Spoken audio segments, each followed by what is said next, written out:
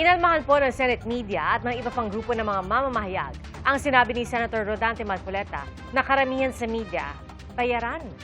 Nagsorry kalaunan si Marcoleta at sinabing hindi niya nilalahat ang media. Saksi, si Jamie Santos.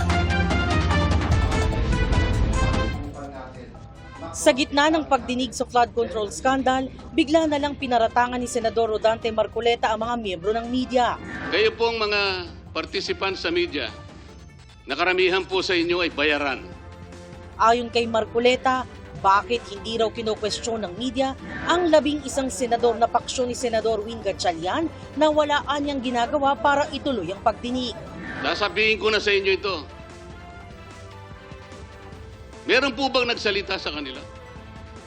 Kayo pong members ng media, tinanong niyo po ba sila kung bakit nagpakatahimik sila? Halos 10 buwang singkad hindi sila kumibo. Ang pahayag na yan, mariing kinondena at pinalagaan ng Senate Media. Anya, hindi lang irresponsable ang pahayag, kundi isa raw itong reckless attack sa institusyon. Hindi rin daw makatarungan ng paninira sa media na posibleng maharap sa pananakot at panggigipit at nalalagay sa panganib ang buhay para lang magbigay impormasyon sa publiko at mapanagot ang nasa kapangyarihan. Ang paratang daw ni Marcoleta kung hindi suportado ng ebidensya ay nakasisira sa tiwala ng publiko sa lehitimong pamamahayag at lumilikha ng negatibong pagtingin sa media practitioners na nagtatrabaho lamang. Hindi rin daw dapat madamay ang media sa away politika o gamitin bilang collateral damage. Hindi nila masama at mahalaga naman sa isang demokrasya ang pagpuna sa media coverage, pero ibaan nila ang constructive criticism sa tahasang paninira sa mga mamamahayag. Hindi naman daw humihingi ng papuri ang media, pero deserve nila ang kalayaang makapag-report nang hindi binabansagan ng kung ano-ano, hindi binubuli at hindi isinasakripisyo sa labang politika ng iba. Kinundi na rin ng NUJP o National Union of Journalists of the Philippines ang pahayag ni Marcoleta.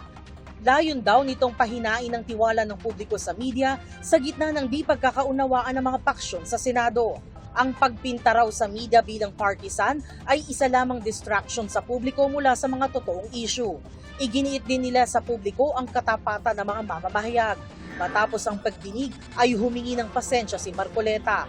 Paglilinaw niya, hindi niya nilalahat ang media. Hindi ko po nilalahat. Wala akong sinabing the entire media ay bayaran. Wala po akong sinabing gano'n. Pasensya na po kung ako'y nakapagsalita ng gano'n. Ang baha po ay galing sa bundok. Sa labas ng Senado, nagsagawa ng programa ang mga taga-suporta ng pamilya Duterte. May dalang kabaong ang mga relista bilang simbolo raw ng kanilang pagtutol sa tinawag nilang Senate coup at umano'y paglabag sa mandato ng institusyon. Ako si Jamie Santos, ang inyong saksi.